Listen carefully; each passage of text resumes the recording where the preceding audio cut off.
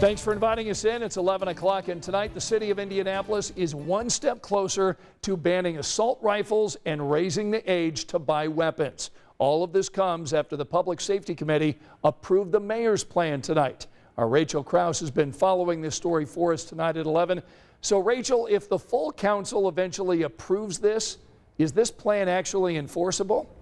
Well, Scott, this is a conditional ordinance, so if approved, it wouldn't take effect immediately because state law currently prevents local governments like Indianapolis from regulating firearms in this way. But if state restrictions are lifted or the law one day changes, it would allow Indy to implement these gun safety measures.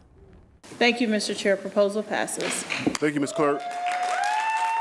After a heated debate, Mayor Joe Hogsett's proposed plan to reduce gun violence passes the City-County Public Safety Committee. It calls for raising the age to buy a gun up to 21 and would ban assault rifles in Indy. Welcome news for many gathered in the audience from Moms Demand Action. It's common sense legislation that is simply saying we have to stop the killing.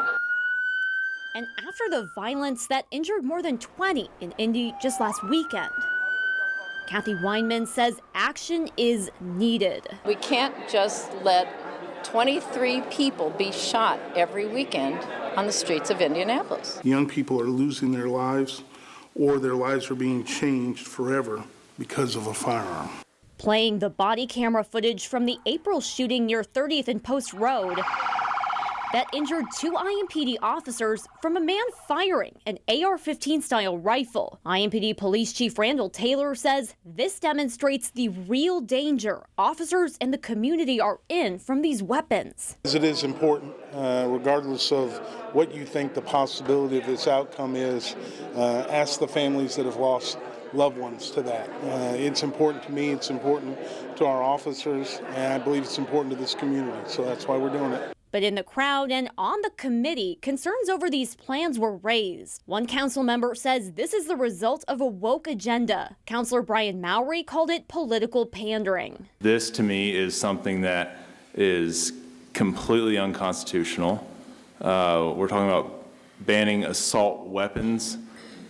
You know, I could take the water bottle, and if I hit you with it, now that's an assault weapon because I used it in assault.